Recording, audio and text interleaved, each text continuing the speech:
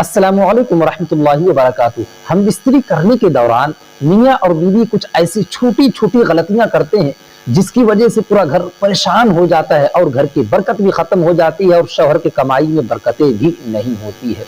पहली बात, जब हम बिस्तरी करना होता है तो मियाँ और बीवी एक दूसरे के बदन से खेलते हैं, चूमते हैं, बोसा देते हैं, एक दूसरे के बदन से बोसो कनार होते हैं और मर्द हजरात जो होते हैं वो बीवी के पिस्तान को भी चूमते हैं, बोसा देते हैं। यहाँ तक तो सब कुछ ठीक है, लेकिन आप कभी भी बीवी के दूध को मत पीजिएगा, क्योंकि बीवी का दूध पीना शौहर के लिए जायज नहीं है। याद रखें कि जो आपकी बीवी का दूध होता है वो आपके लिए नहीं बल्कि आपके बच्चों के लिए होता है। अच्छा, कुछ लोग ये समझते हैं कि अगर मर्द अपनी बीवी का दूध पी ले जानबूझकर या गलती से तो उसका निकाह टूट जाता है। ऐसा नहीं है। मर्द अगर अपनी बीवी का दूध पी लेता है तो उसके निकाह पे कोई असर नहीं पड़ता है, निकाह से उसकी बीवी नहीं जाती है, उसके निकाह ही में रहती है। हालांकि तौबा करना चाहिए, अल्लाह से माफी मांगनी चाहिए।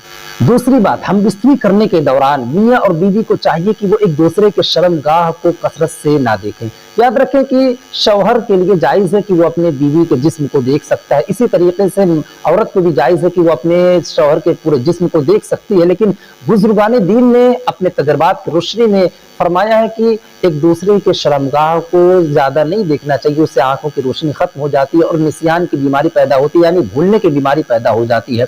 खास तौर से जब हम बिस्तरी कर रहे हैं तो हम बिस्तरी के दौरान एक दूसरे के शर्मगाह को नहीं देखना चाहिए। उससे क्या होगा कि औलादें जो आपकी पैदा होंगी वो नाबीना पैदा होंगी और गूंगी पैदा हो सकती है, ऐसा अंदेशा है। तीसरी बात, मर्द के जिस्म पर बैठकर औरत को हम बिस्तरी कभी भी नहीं करना चाहिए, क्योंकि इसका नुकसान, इसका साइड इफेक्ट बहुत ज्यादा खतरनाक है। देखिए, अगर औरत मर्द के जिस्म पर बैठकर हम बिस्तरी करती है तो उस औरत के अंदर बांझपन की बीमारी पैदा होगी, यानी कि फिर उससे कोई औलाद नहीं पैदा होगी। फिर आप दवा का सहारा लेंगे, दर दर भटकेंगे, मेडिकल का सहारा लेंगे, मज़ारों पर जाएंगे, मिन्नतें मांगेंगे, लेकिन वो सारी दवाइयां फेल हो जाएगी, क्योंकि उस औरत के अंदर बांझपन की जो बीमारी पैदा हो चुकी है। इसलिए आप हमेशा इन हरकतों से बचने की कोशिश करते रहें। चौथी बात, हम बिस्तरी करने के दौरान कभी भी अपने पीठ को और अपने चेहरे को किबले की तरफ ना करें, यानी पश्चिम की तरफ ना करें, क्योंकि पश्चिम की तरफ हुजूर सल्लल्लाहु अलैहि वसल्लम का दयार है, मदीना शरीफ है और काबा शरीफ है, तो हमें एहतराम करना चाहिए। और अगर आप हम बिस्तरी करने के दौरान